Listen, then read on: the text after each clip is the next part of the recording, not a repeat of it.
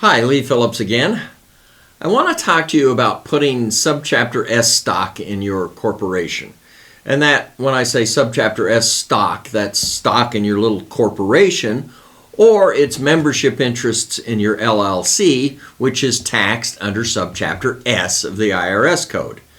If you go back and look at the history of Subchapter S, basically what they said is we want to be able to have an entity that would protect the little guys, like the big corporations get protected, their officers, owners, and directors. We want the corporate shield, but we don't want to have to submit mom and pop and their little shop to the rules and regulations under Chapter C of the IRS code, like taxed like a C corporation.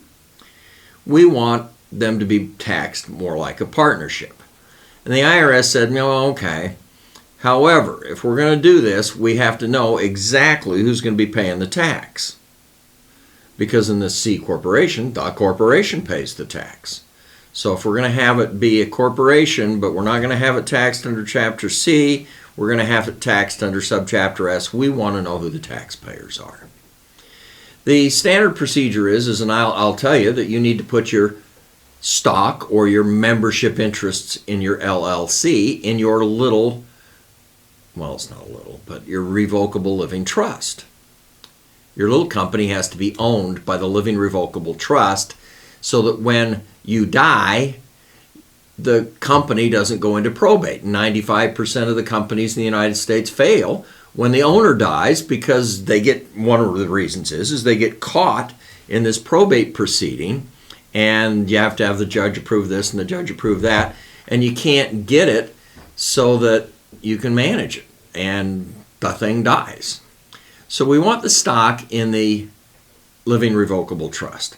Standard living revocable trust, mom and dad set it up, they're the beneficiaries, they get all of the income from it. The trust says they get all of the income from it, so that's not an accumulating trust. It's what we call a simple trust, not a complex trust. Simple because the income all passes through to the beneficiaries. Well, so if we put the Subchapter S stock or membership interests into the trust, it has to be written properly so that it meets all the criteria that the IRS puts out for a Subchapter S qualified trust.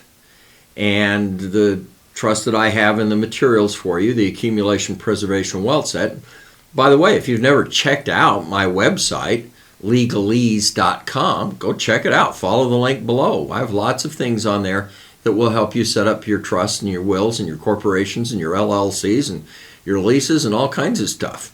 So go check that out. But I've written that as a Subchapter S qualified trust.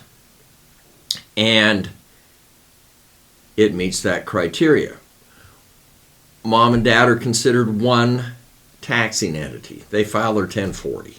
So they're one beneficiary. But what happens when mom and dad die? Well, then all 6 of the siblings, they all become beneficiaries, and the IRS goes, well, how do we know who we're going to tax it to?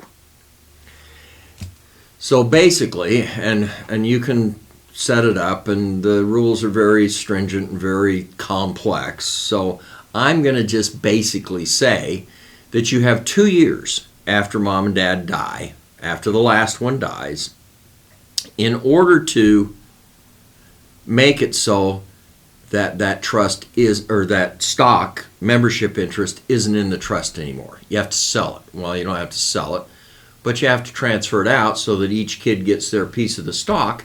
Then the IRS knows who they're going to tax it to. And by the way, you can't go over the 75 or whatever it is this week limit as to how many shareholders you can have in a Subchapter S organization, LLC or membership, or stockholder, corporate stockholders. So don't go over that limit. But you've got basically 2 years to see that that stock is out and away from the trust. Otherwise, the IRS comes back and says, no. This isn't proper Subchapter S. We're going to recharacterize everything as a corporation taxed under Chapter C of the IRS code. And so they go back from the time that it became non-qualified, and they say this is now a C corporation And that makes the taxation of it very different. And you may get hit for a big tax thing.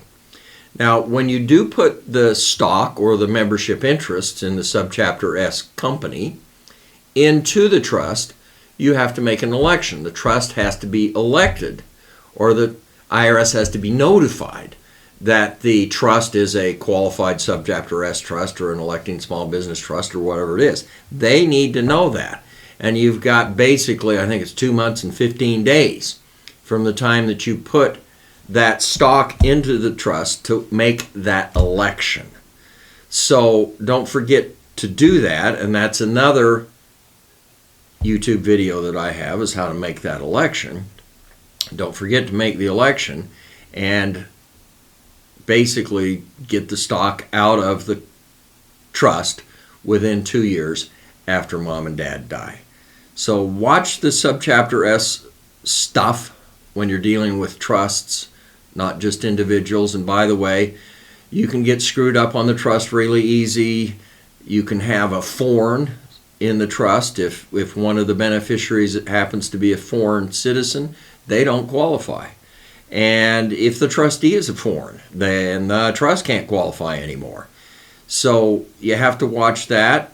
You have to make sure that you're doing it right, or the IRS comes back and bites you pretty good on this Subchapter S stuff. This is Lee Phillips talking about Subchapter S stock or membership interests going into a trust.